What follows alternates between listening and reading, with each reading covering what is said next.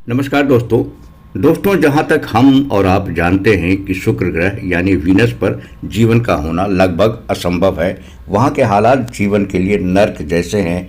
इस बात की संभावना कभी नहीं बनी कि शुक्र ग्रह पर जीवन की तलाश की जाए, लेकिन इसके बावजूद वैज्ञानिक शुक्र ग्रह पर अध्ययन जारी रखे हुए हैं। आखिर क्यों वैज्ञानिक शुक्र ग्रह पर अपना समय लगा रहे हैं, क्यों वहां अध्ययन कर रहे हैं, इसके पीछे वैज्ञानिकों के क्या तर्क हैं, वैज्ञानिकों के अपने क्या सवाल हैं जिनका जवाब वे तलाश रहे हैं। इस वीडियो में हम आपके लिए सब कुछ विस्तार से लेकर आए हैं, तो आप वीडियो को अंत तक देख लीजिए। दोस्तों, वैसे आप देख रहे हैं न्यूज़ साला के चैनल यानी न्यूज़ साला नॉलेज किचन चैनल, और इस चैनल पर आपका भरपूर स्वागत है।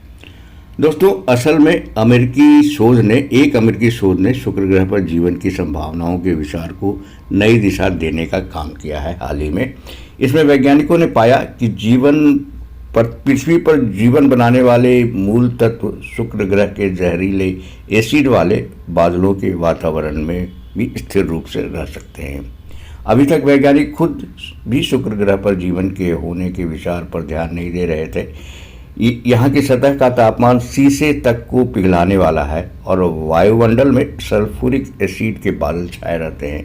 वैज्ञानिक कई सालों से मान चुके हैं कि शुक्र ग्रह पर वैसा जीवन होना तो असंभव है जिस तरह के जीवन से हम परिचित हैं, जीते हैं।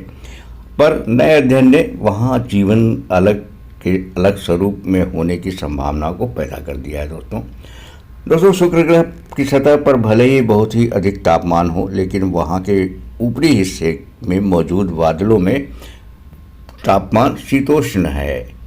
सल्फ्यूरिक एसिड के इन बादलों में अधिकांश जैविक पदार्थ कुछ ही मिनटों में घुल सकते हैं। लेकिन एक नए अध्ययन में एक नई टीम ने इन तथ्यों के दूसरे पहलुओं पर भी गौर किया।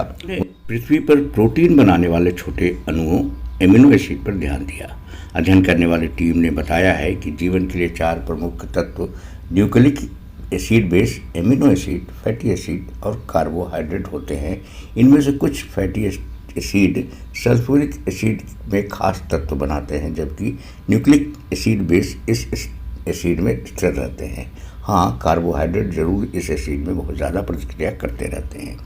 शोधकर्ताओं ने 19 प्रकार के एमिनो एसिड को सल्फ्यूरिक एसिड में घोला, जिनकी मात्रा शुक्र ग्रह के बादलों के एसिड से मेल खाती थी, और अप्रत्याशित रूप से ये एमिनो एसिड हफ्तों तक ऐसे ठोस और जहरीले और कठोर वातावरण में भी कायम रहे।